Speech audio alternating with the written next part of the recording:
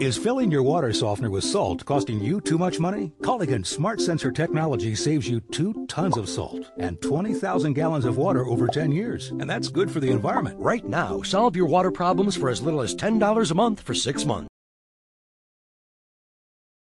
Harbor Springs High School environmental science students spread their wings this week with a raptor program at Sea North. Here are some video clips from the learning session at the raptor program's home base, Boyne Highlands. And what Sea North is we're a science and environmental education organization, and we like to, we have all sorts of fun events that we do out in the community and such, a lot of educational programs, and what we're trying to do, trying to facilitate, is we're trying to just get out there and educate you guys on predatory birds, our ecosystem, and all sorts of other fun events and stuff and such. Okay, just a real brief introduction about what I have here.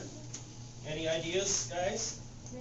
Red-tail hawk. Yes, this is this is an adult female red-tail hawk. This is Maggie. Genus name is Buteo. Species name is Jamacensis. And if you can see right here with her right wing, she was hit by a car down in Illinois. So she's all of our birds here at Sea North are permanently injured birds, with the exception of Mr. Belfry over there. So we have a bird-car interaction, which is one of the things we're going to cover. So with that said, you know, these guys are very common hawks around here in this area. You see these guys perching on roadsides a lot, I-75 and such. But what they're doing with that is they're building these wind farms and these big turbines in these main corridors that birds are using for migration, particularly predatory birds.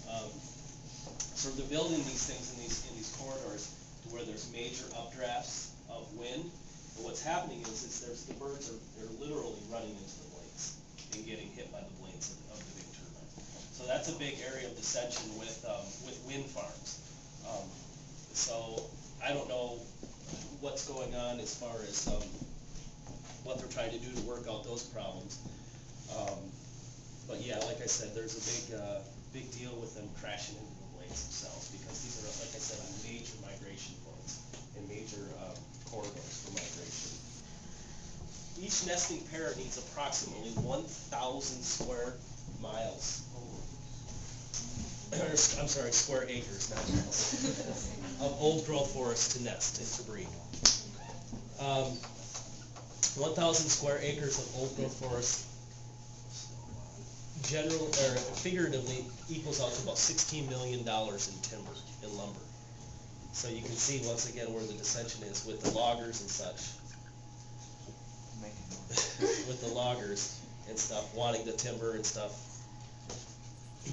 Well, we try to watch his weight pretty well. I mean, all of our birds here at Sea North are very spoiled and they're fed very well. However, in the wintertime we try to pack on a little bit more weight, obviously for obvious reasons. But he gets about 50 grams of mice a day, which equals to about 3 mice. In the wild, these guys, and like I said, Belfry's 12 years old, which means he's absolutely ancient as far as barn owls are concerned. These guys in the wild will see about 2 to 3 years old, and that's it.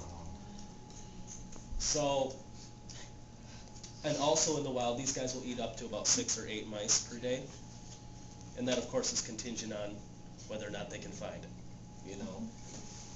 So now that you have him, how long do you expect him to live? Well, as long as we can, really. Like I said, he's already considered pretty ancient for a barn owl. The oldest barn owl that I've ever read about was Wesley the barn owl, and he lived to see 18 years old.